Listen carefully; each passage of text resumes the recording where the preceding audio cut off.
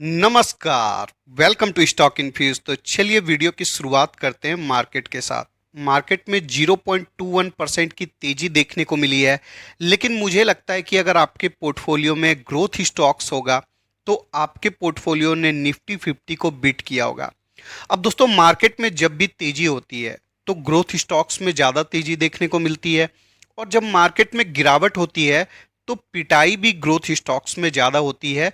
In general ऐसा देखा गया है कि जब मार्केट में गिरावट होती है तो डिविडेंड स्टॉक अच्छा परफॉर्म करते हैं, लेकिन जब मार्केट में तेजी होती है तो ग्रोथ स्टॉक्स ज़्यादा अच्छा परफॉर्म करता है। आप चाहें तो कमेंट कर बता सकते हैं, क्या आपके पोर्टफोलियो ने निफ्टी 50 को बीट किया है या फिर आपका पोर्टफोलियो ने निफ्टी 50 को बीट नहीं किया है। कल के दिन यूएस के सीपीआई इन्फ्लेशन का डेटा आउट हो चुका है, और डेटा मार्केट के एक्सपेक्टेशन से थोड़ा सा बेटर देखने को मिलता है। मार्केट एक्सपेक्ट कर रहा था 4.1% का सीपीआई इन्फ्लेशन आ सकता है, लेकिन निकल कर आया है 4% का। तो मार्केट के एक्सपेक्टेशन से बेटर डेटा निकल कर आया है, इसलिए यूएस के मार्केट में भी तेजी देखने को मिल रही है और इंडिया के मार्केट में भी तेजी देखने को मिल रही है। इस वीडियो में हम लोग कुछ ऐसे स्टॉक्स के ऊपर डिस्कस करेंगे जिन स्टॉक्स में अच्छी खासी तेजी देखने को मिल रही है। ऐसे में हमारी इन्वेस्टमेंट की स्ट्रेटेजी क्या हो सकती है, सारी बातों को हम लोग डिस्कस करेंगे। तो सबसे पहला स्टॉक है एपीएल अपोलो। अब दोस्तों, स्टॉक में 4.20% की तेजी देखने को मिली है। इस स्टॉक को हमने कई बार डिस्कस किया है कि ये स्टॉक इन्वेस्टमेंट के लिए काफ़ी अच्छा है। 950 रुपीज़ के आसपास डिस्कस किया था, 1050 रुपीज़ के ऊपर डिस्कस किया था। अब दोस्तों, अगर इस कंपनी का अगर रिटर्न देखने जाएंगे तो बहुत ही कमाल का रिटर्न देखने को मिलेगा। अभी क्या इस स्टॉक में इन्वेस्टमेंट करना चाहिए? देखिए दोस्तों, अभी स्टॉक अपने रेजिस्टेंस पर है। अगर अपने रेजिस्टेंस को ब्रेक करता है और स्टॉक में अच्छे वॉल्यूम के साथ ब्रेकआउट देखने को मिलता है तो स्टॉक में और भी ज़्यादा तेजी देखने को मिल सकती है। अब दोस्तों, आपको एक ट्रेडर और एक इन्वेस्टर में अंतर समझना होगा। ट्रेडर ब्रेकआउट का इंतजार करते हैं, पुलिस स्टॉक में वो ट्रेडिंग करने का प्रयास करते हैं। जब भी स्टॉक में ब्रेकआउट होती है अच्छे वॉल्यूम के साथ तो ट्रेडर एक्टिवेट हो जाते हैं, वो ट्रेडिंग करने के लिए स्टॉक बाय करते हैं, और जब स्टॉक और ऊपर जाता है तो अपने प्रॉफिट को बुक करते हैं। लेकिन जो इन्वेस्टर होते हैं वो क्या करते हैं, जब स्टॉक में डिस्काउंट अवेलेबल होता है, जब स्टॉक में गिरावट होती है तो वो धीरे धीरे करके स्टॉक में बाइंग करते हैं। ये अंतर होता है ट्रेडर और एक इन्वेस्टर के बीच में। तो अगर आप ट्रेडर हैं तो आप ब्रेकआउट का इंतजार कर सकते हैं। अगर आप एक इन्वेस्टर हैं तो आपको थोड़े से डिस्काउंट का इंतजार करना चाहिए। स्टॉक अभी अपने ऑल टाइम हाई के आसपास है। अगर इस स्टॉक में आपको कभी भी डिस्काउंट मिलता है तो वो एक इन्वेस्टमेंट का ही मौका होगा, क्योंकि कंपनी हाई ग्रोथ है, हाई सीएजीआर कंपनी है, फंडामेंटली स्ट्रॉन्ग कंपनी है और इंफ्रास्ट्रक्चर से जुड़ी हुई कंपनी है। तो इंफ्रास्ट्रक्चर में बूम अच्छा खासा देखने को मिल रहा है, तो इस कंपनी में फ्यूचर में भी अच्छा रिटर्न मिल सकता है। अगर लास्ट 5 ईयर के रिटर्न को देखें तो 649% का मल्टी बैगर रिटर्न कंपनी ने प्रोवाइड किया है। अब दोस्तों, बहुत सारे लोग पेनी स्टॉक की सर्च में रहते हैं ताकि उन्हें मल्टी बैगर रिटर्न मिल जाए। लेकिन दोस्तों, अगर आप फंडामेंटली स्ट्रॉन्ग बड़ी कंपनी में भी इन्वेस्टमेंट करते हैं जिसमें प्रॉफिट का ग्रोथ अच्छा हो, सेल्स का ग्रोथ अच्छा हो, तो आप मल्टी बैगर रिटर्न निकाल सकते हैं। अगर मैक्स में भी रिटर्न देखेंगे 9400% का रिटर्न कंपनी ने प्रोवाइड किया। और चार्ट के पैटर्न को देखिए, एकदम बुलिश चार्ट आपको देखने को मिलेगा। इसी के कंपैरिजन में अगर आप टाटा स्टील के चार्ट को देखेंगे तो आपको चार्ट देखने को मिलेगा ऐसे ऐसे ऐसे, लेकिन इसके चार्ट के पैटर्न को देखिए, बिल्कुल आपको स्मूथ चार्ट का पैटर्न देखने को मिलेगा। जब भी स्टॉक में गिरावट होती है तो इन्वेस्टमेंट करने का मौका होता है, और जब आप गिरावट में इन्वेस्टमेंट करते हैं तो जब स्टॉक में तेजी होती है तो आपको अच्छा रिटर्न मिल जाता है। तो अभी आपको इस स्टॉक में थोड़ा सा इंतजार करना चाहिए। अगर ब्रेकआउट होता है, अगर आप एक लॉन्ग टर्म इन्वेस्टर हैं तो ठीक है, आप छोटी मोटी क्वांटिटी वहां पर भी बाइंग कर सकते हैं। नेक्स्ट स्टॉक है टाटा कंज्यूमर प्रोडक्ट्स। अब दोस्तों, इस स्टॉक को हमने 700 रुपीज के आसपास कई बार डिस्कस किया था और एक वीडियो बनाया था मैंने, बेस्ट एफएमसीजी कंपनी कौन सी है जिसमें आप इन्वेस्टमेंट कर सकते हैं। देखिए दोस्तों, आपको बहुत सारे लोग बताते हैं HUL अच्छी कंपनी है, नो डाउट बहुत अच्छी कंपनी है, एक ब्लू चिप कंपनी है। लेकिन दोस्तों, आपको अपने अनुसार इन्वेस्टमेंट करना है। मतलब को समझिएगा। एक कंपनी होती है स्लो ग्रोथ कंपनी जो मैच्योर हो चुकी है, जैसे कि एचयूएल बहुत बड़ी कंपनी हो चुकी है, उसमें एक्सपेंड होने का मौका बहुत कम है। लेकिन टाटा कंज्यूमर प्रोडक्ट जैसी कंपनी जिनमें थोड़ा सा आपको इनकंसिस्टेंसी तो मिलेगा, लेकिन ग्रोथ काफ़ी ज़्यादा होता है। अगर आप एक ग्रोथ इन्वेस्टर है, थोड़ा सा हाई रिटर्न निकालना चाहते हैं, तो आपको ज़्यादा ग्रोथ वाली कंपनी में इन्वेस्टमेंट करना चाहिए।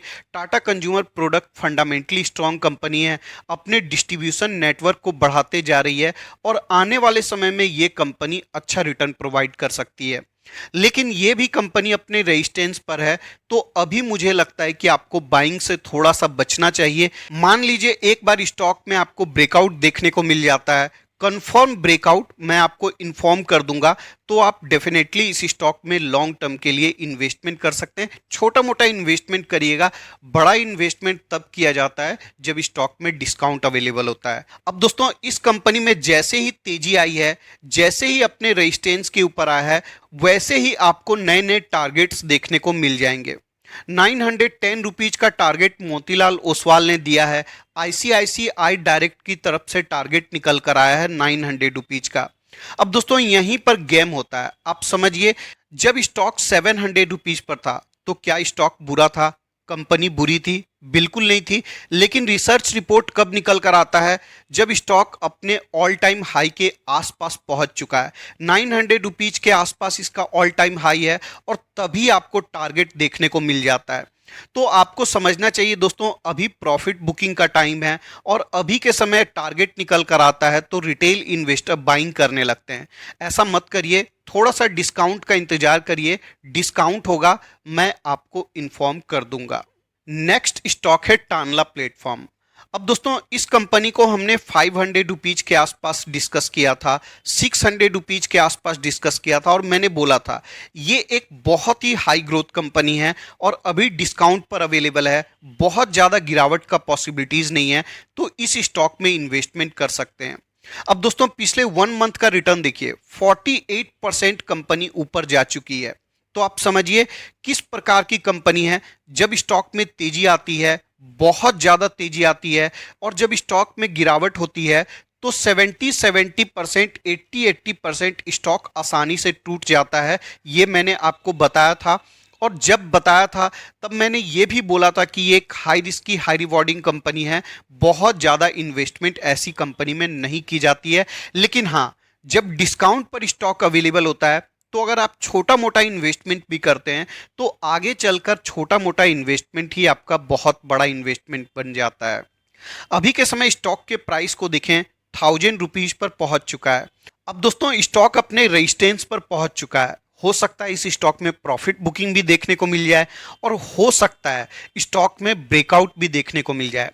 अगर ब्रेकआउट होता है तो स्टॉक इजीली 1300 रुपीज तक जा सकता है।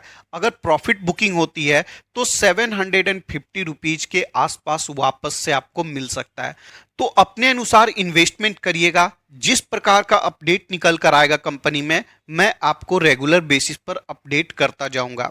अब दोस्तों, इस कंपनी के अगर सेल्स एंड प्रॉफिट के ग्रोथ को देखेंगे तो आपको बिल्कुल इनकंसिस्टेंट कंपनी देखने को मिलेगा।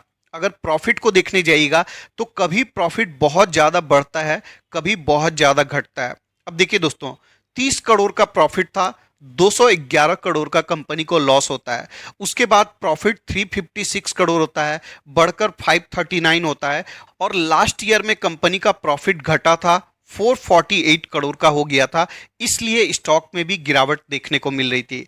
अगर कंपनी के सेल्स ग्रोथ को देखेंगे, बहुत ही कमाल का सेल्स ग्रोथ है। 10 ईयर में 40% के CAGR का सेल्स ग्रोथ है, 33 3 ईयर में 20% का, और लास्ट ईयर में कुछ खास ग्रोथ देखने को नहीं मिला है। वैसे अगर कंपाउंड प्रॉफिट ग्रोथ को देखेंगे, लास्ट 10 ईयर में 18% का है, 5 ईयर में 93% का है, 3 ईयर में 67% का है। अब दोस्तों, ये जो प्रॉफिट का ग्रोथ है 93% कैसे पहुंच जाता है? क्योंकि दोस्तों, कंपनी जब लॉस से प्रॉफिट में आती है तो परसेंटेज में ये ग्रोथ बहुत ज़्यादा देखने को मिलता है, इसलिए ऐसा ग्रोथ देखकर कंफ्यूज मत होइएगा। अब दोस्तों, CAGR रिटर्न को देखिए, कमाल का CAGR रिटर्न है।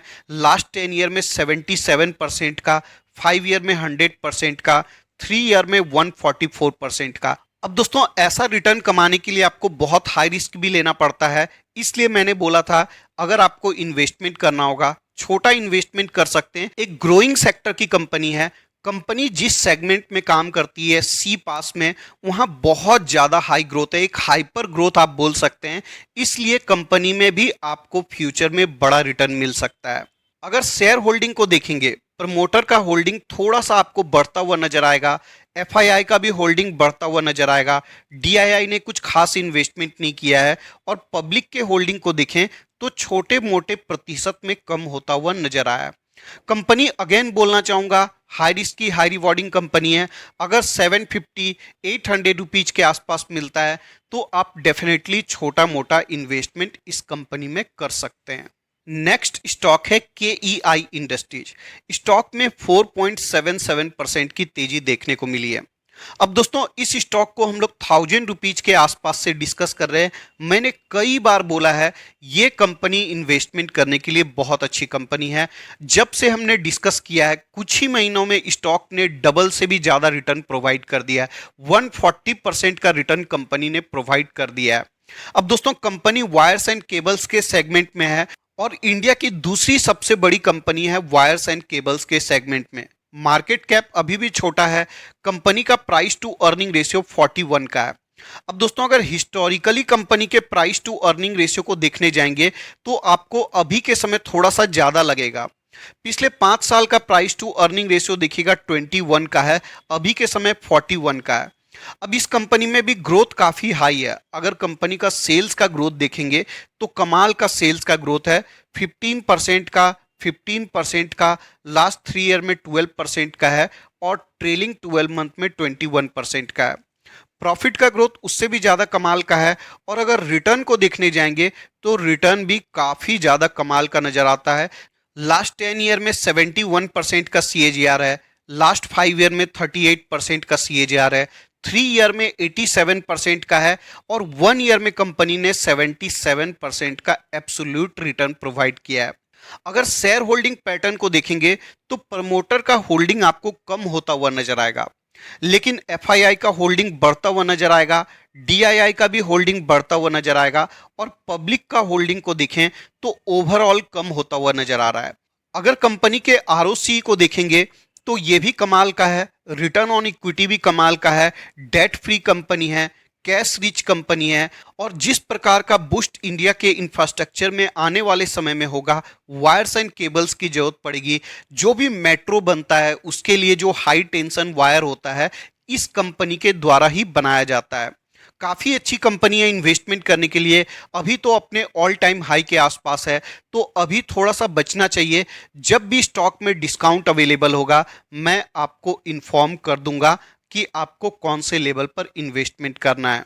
अब दोस्तों बहुत सारे लोगों के मन में सवाल होता है पॉलीकैब ज़्यादा बेटर है इन्वेस्टमेंट करने के लिए या फिर KEI है। देखिए दोस्तों KEI भी अच्छी कंपनी है, लेकिन पॉलीकैब अगर फंडामेंटली देखें जिस प्रकार का बिजनेस का ग्रोथ है, साथ में पॉलीकैब वायर्स एंड केबल्स में मार्केट की लीडर भी है। फॉरेन की एक कंपनी के साथ एग्रीमेंट हुआ है जिसमें पॉलीकैब भी हाई टेंशन वायर बनाएगी। अभी तक जो एक्स्ट्रा हाई टेंशन वायर्स होता है उसमें KEI मार्केट की लीडर थी, लेकिन अब पॉलीकैब भी बनाएगी। पॉलीकैब में साथ में आपको FMEG सेगमेंट का भी एक्सपोजर मिलता है। तो अगर आपको दोनों में से एक कंपनी को चुनना है तो आपको पॉलीकैब में इन्वेस्टमेंट करना चाहिए। अगर आपने ऑलरेडी KEI में इन्वेस्टमेंट किया हुआ है तो बदलने की कोई ज़रूरत नहीं है, दोनों ही कंपनी अच्छी है। मैं फ्रेश इन्वेस्टमेंट की बात कर रहा हूं। अगर आपको दोनों में से एक कंपनी को चुनना है तो पॉलीकैब में इन्वेस्टमेंट कर सकते हैं। इस वीडियो के डिस्कशन के लिए इतना ही रखते हैं। अगर आपको वीडियो पसंद आया तो लाइक कर दीजिएगा। रेगुलर अपडेट्स के लिए चैनल को सब्सक्राइब कर सकते हैं। मिलते हैं किसी और वीडियो में किसी और इंफॉर्मेशन के साथ। तब तक के लिए धन्यवाद।